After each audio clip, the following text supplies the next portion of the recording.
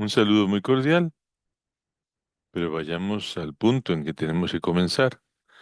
Recuerde que yo estoy aprendiendo como usted. Usted está aprendiendo a verme a mí y yo, aunque hago esto con una cierta frecuencia, nunca he hecho la transmisión yo solito y mucho menos como para llegarle a usted con un programa decente.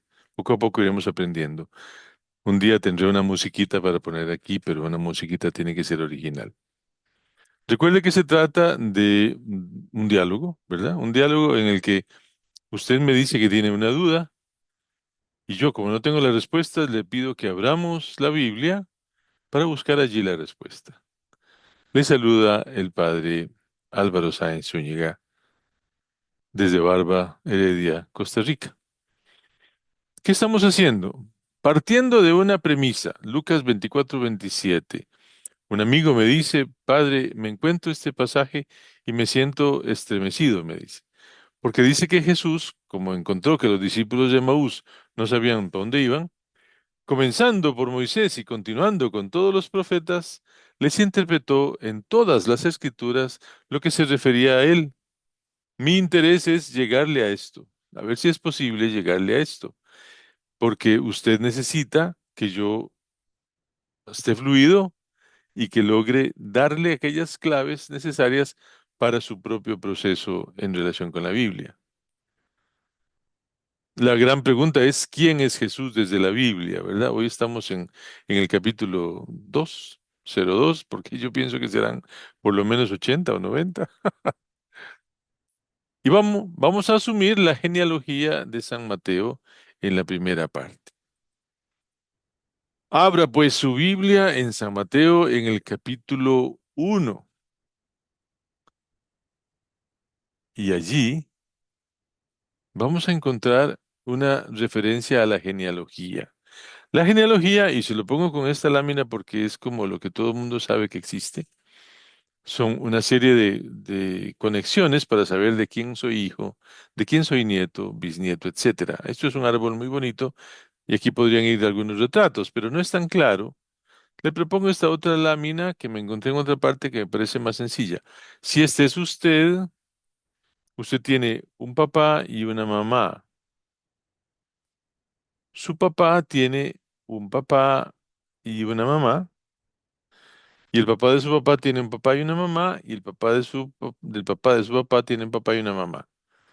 Esta es una genealogía. Todos tenemos dos papás, cuatro abuelos, ocho bisabuelos, 16 tatarabuelos, etcétera, etcétera. La genealogía era una cosa muy importante para los antiguos, porque lo que interesaba era saber de dónde venía usted, cuál era su origen. Y en el caso de los personajes históricos eso es muy importante, en el caso de la Biblia eso es trascendental, aunque la genealogía resulte una especie de construcción literaria. Entonces vamos a trabajar un poquito a partir de lo que San Mateo nos propone en el capítulo 1 de su Evangelio. Allí vamos a descubrir una cosa, que la genealogía que plantea San Mateo tiene como finalidad probar que Jesús es hijo de Adán, como todos nosotros, pero sobre todo que es hijo de Abraham y lo más importante, hijo de David. Esa es la finalidad que Mateo tiene para poder cumplir lo que la palabra de Dios ha dicho de que el Mesías, eso lo veremos después en otro pasaje, de que el Mesías tiene que descender de David.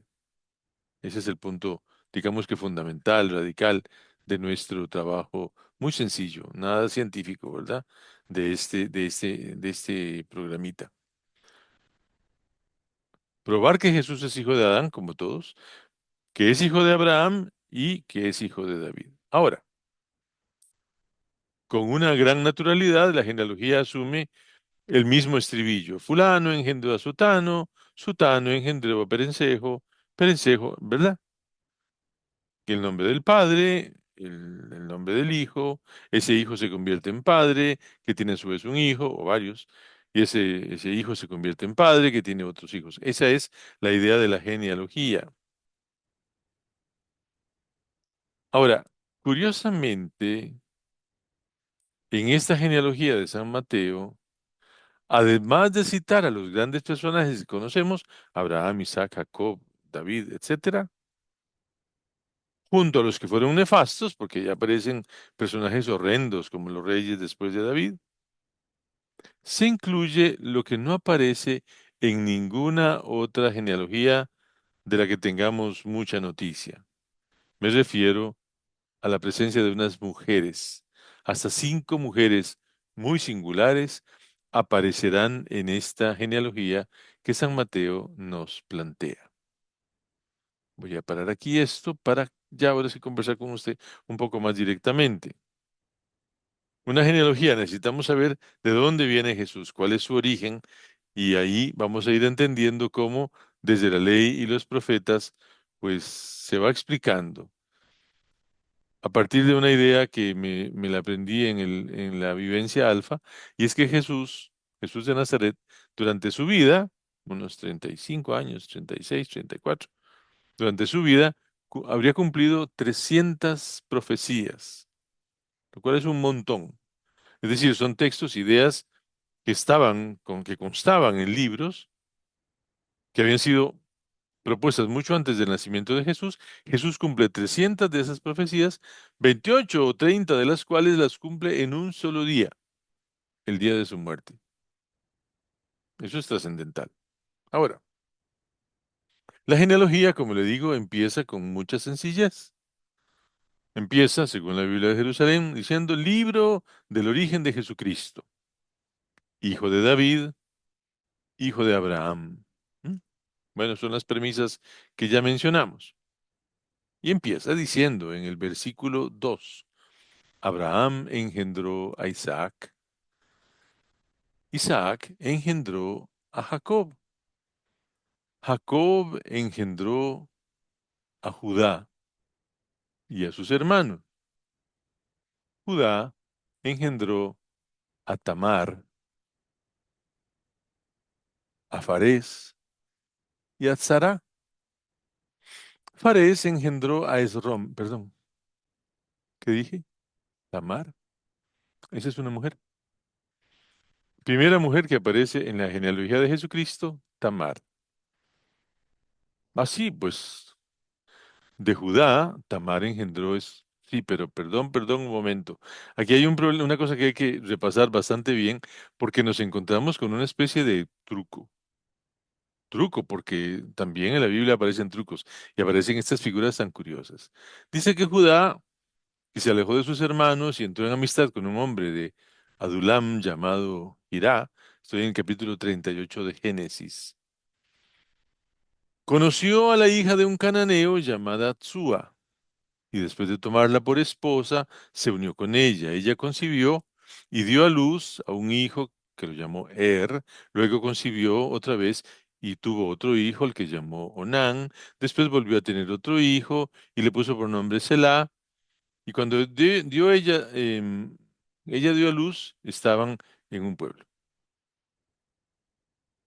Más tarde, más tarde, años después, dice que Judá casó a su hijo mayor, con una mujer llamada Tamar.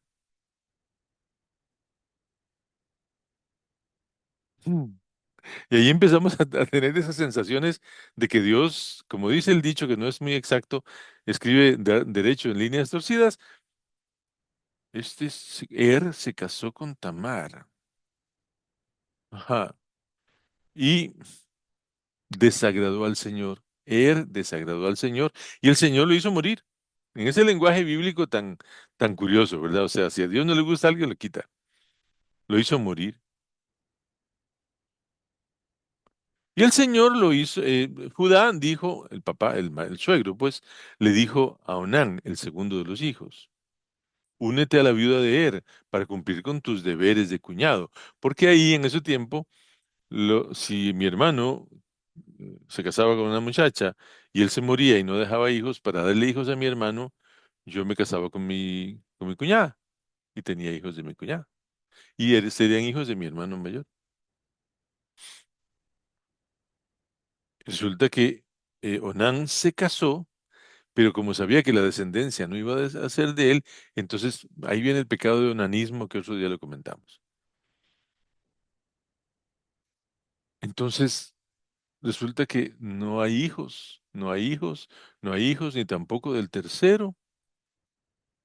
Y bueno, un día Judá quedó viudo y se dirigió hacia Timná en compañía de su amigo Hirá, el adulamita, porque allí esquilaban sus ovejas. Tamar fue informada, vea qué sagacidad de mujer. Tamar fue informada del viaje del suegro y como veía que Selah ya era grande y sin embargo no se le había dado como esposo, se quitó su ropa de viuda, se cubrió con un velo para no ser reconocida y se sentó a la entrada de ese pueblo, de Naim, sobre el camino de Timná. Como tenía la cara tapada, al verla Judá pensó que era una prostituta y se apartó del camino y fue hacia ella para decirle, deja que me acueste contigo, porque ignoraba que se trataba de su nuera. Ella le respondió, ¿qué me darás por acostarme contigo? Te enviaré un chivito de mi rebaño, le aseguró él. De acuerdo, continuó ella, con tal que me dejes algo como prenda hasta que me lo envíes. Él le preguntó, ¿qué debo dejarte? Ah, tu sello con su cordón y el bastón que llevas en la mano, le respondió. Se los entregó, se acostó con ella y ella concibió. Ella concibió. De inmediato ella se retiró, se quitó el velo que la cubría y volvió a ponerse su ropa de viuda.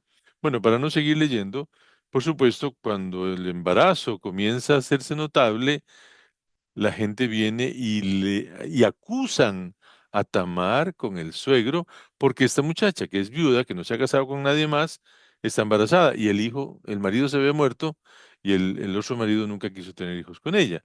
Entonces, como es ese problema, dice, tu nuera Tamar se ha prostituido en el verso 24. Y en una de sus andanzas quedó embarazada. Y Judá exclamó, sáquenla fuera y quémenla viva.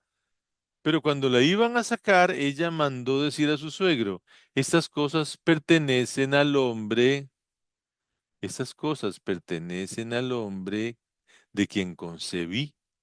Averigua quién es el dueño de este sello, este cordón y este bastón.